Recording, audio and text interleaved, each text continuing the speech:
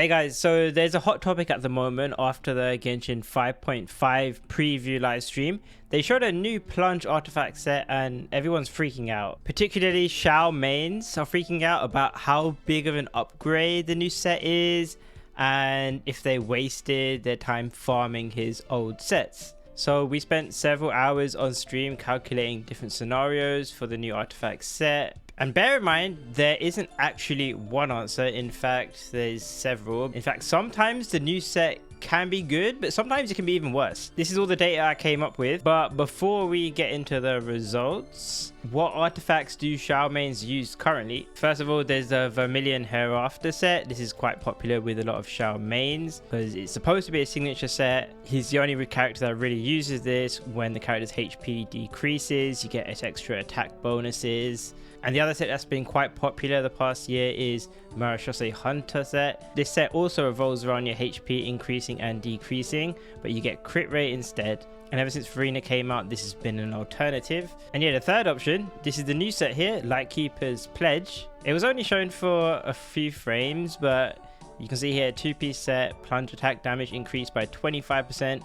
4-piece set effect. After your equipping character triggers plunge attacks, charge attacks, elemental skills, and you hit opponents, you gain a varying amount of stacks, and then those stacks increase your plunge attacks by 15%, maximum 5 stacks, which means if you have the max stacks, 15 times 5 plus 25, if your math is correct, that's 100% plunge attack damage bonus. Sounds very nice, right? Now I will say, although I am getting similar results and observations, I've been comparing my calcs with other theory crafters and also other theory crafters in the Xiao mains Discord. Take my results with a grain of salt, especially since this artifact set isn't even out yet. You have to know a lot of this is theoretical. Also, I'm only looking at one team here in my calcs. I'm looking at the FFXX team, the premium team of Xiao, and this can affect results. For example, if you look at a different team with different buffs. And the first thing you might see is this section here, Vermillion at the bottom and the new set at the top. So you might see this for a second, Vermillion a lot weaker than his new set, and you might say, wow. But here's the thing, a lot of people might not know this. But actually, with Xiao's premium team, this team here, as long as you aren't using a weapon that gives a lot of crit rate, like Deathmatch, for example, in the premium team, Marechaussee Hunter has actually been calculating higher than Vermillion. Actually, the comparison might not really be Vermillion versus the new set, but Marechaussee Hunter versus the new set. But don't get carried away. I should also put into context what these numbers actually mean for you here, because it's all well and good me saying 1% better here, 5%, 6%, but what does that actually mean for you? Generally, each good substat roll you have on your artifacts, it's about 2%. It can be slightly lower than 2%, for example an attack percent stat, or slightly above 2%, which is common for something like crit rate, or maybe even crit damage, or EM on a character that does a lot of reactions. Actually, an easy way of showing this is if you go on the Akasha leaderboards, the website.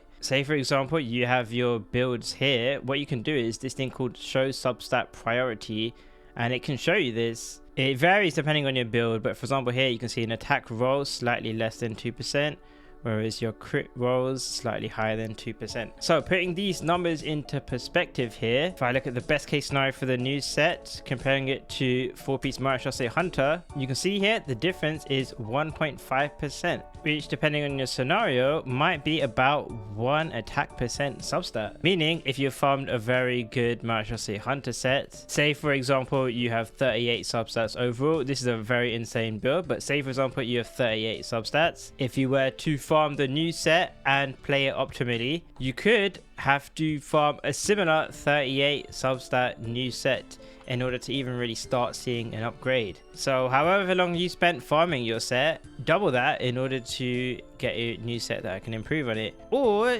you could just keep your current set and just try and get better rolls in it. That may or may not be possible depending on your build.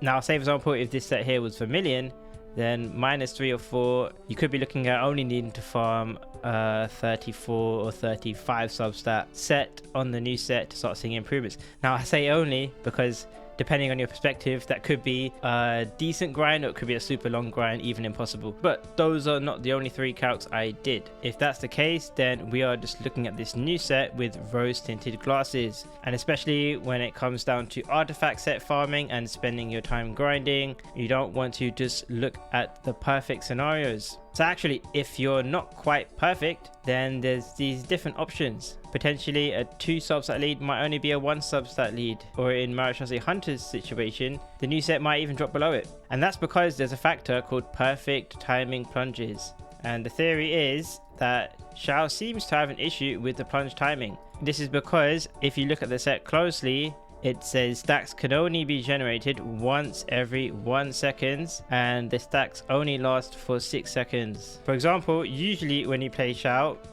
you use his skill twice to generate energy and then you funnel that into his burst, right? So after time, his skill stacks expire and then you'll be relying on the stacks generated from his plunge attack. So I checked with the Xiao mains, and his perfect plunges could be every 1.127 seconds, which is faster than 1.2 seconds. But if your plunges are longer than 1.2 seconds, which is actually quite realistic, then you might not gain as much stacks. For example, he might drop down from 5 stacks to 3 stacks in the 4th plunge of your rotation, and then stay at 4 for the 5th plunge onwards. That, as you can see from the numbers here, comparing this to this, it drops almost 3% if you're charge attacking, and then if you're not charge attacking, it's only just slightly better than Vermillion at that point. So actually, if you're not quite perfect with your plunge timing, then maybe that 2 or 3 substat advantage might only be a 1 substat advantage. Plus, for example, if you're slower,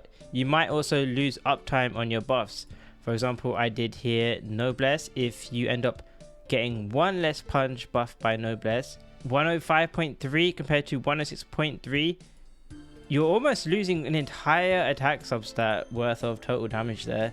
Now, to the new set's credit, it's not all doom and gloom. For example, I'm only calculating 10 high plunges here.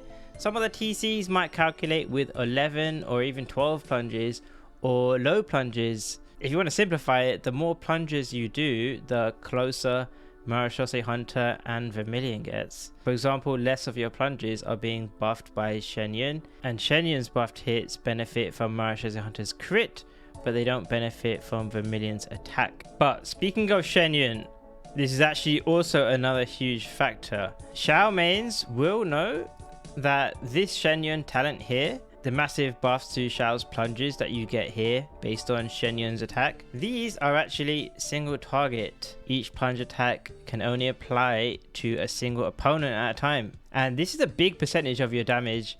For example, let me just go here. You can see this plunge is about 60k, but Xianyun's buff to this plunge, 42,000. That is an extra 40k. So the actual plunge you see on your screen is actually 100k because these are added together.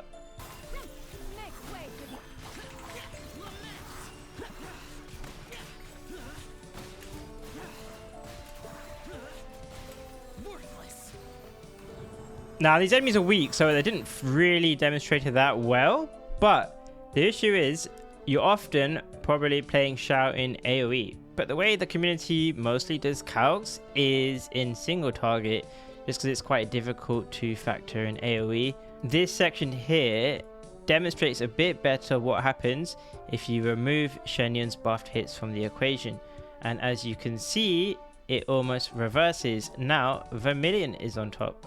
This is because the huge attack buffs you get from Vermillion are basically they're gimped by Xianyun's buff, but outside of that, Xiao benefits a lot from these attack buffs. Whereas basically in the damage formula of how Genshin works, the crit that you get from Marechaussee Hunter or damage percent buffs that you might get from the new set, those get calculated into Xianyun's buffs. Whereas the actual attack, that's ignored because it looks at Xianyun's attack instead.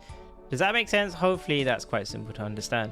Now, every theory crafter might do this slightly differently. They might get slightly different results, but the general trend of Vermillion getting better in AoE should be accurate. There is also another factor to consider, and that is the fact that I am and most other TCs use a specific artifact quality standard called KQM standards. Anyway, TLDR, it kind of uses below average artifacts. For example, my Xiao build here in this calc is a 28 substat Xiao, I believe. And yeah, you don't have to be a top 1%er to have a much better build than that. I could just keep scrolling and scrolling, and the builds here will still have over 30 substats. A lot of Xiaos that are flexing, a lot of you guys probably watching this video have more than 30 substats. So how does that affect you? Well, one of the ways it affects you is that 4-piece Marechaussee Hunter can scale worse with investment than the other sets, since it benefits from disproportionate crit substats. And what that means is, because it gives you so much crit rate, and Xiao himself already ascends with crit rate, and even then Xianyun also gives a crit rate buff, and even then if you're using Xiao's signature weapon, you also get extra crit rate. So what happens is it's very easy for Xiao to overcap on crit rate, but when you're doing a calculation with low artifact standards, so you have less substats to potentially overcap on crit rate. But the better your build is, say for example you go from a 28 substat to like a 35, you have 7 extra substats to play around with, probably 3 of them crit damage, 3 of them crit rate, 1 of them attack. Unless you have very skewed pieces like this, where all your rolls happen to go into crit damage, for example, that's unlikely. You're bound to have a bunch that goes into crit rate, and as that happens, you're getting closer and closer to overcapping, and once you're overcapping, the crit rate you gain is wasted. And then in comparison, the other 2 artifact sets, they don't give crit rate, so the better and better your builds get, the more crit rate you have to play around with. On top of that, 4-piece Marechaussee Hunter is kind of reliant on playing with Farina. Although Xiao does decrease his own HP by himself, Farina does that faster. I think you guys know that already. Lastly, I do want to round off this video with some more considerations. Now here's the thing, it's all well and good calculating these artifacts on equal grounds with equal substats. A very obvious factor is that 2 of the sets can be strongboxed. Vermillion can be strongboxed, Marechaussee Hunter can also be strongboxed. The new set, obviously this is not Star Rail, it cannot be strongboxed. And some of you may know this, some of you may not know this, but strongbox artifacts have a higher chance of being a 4-liner.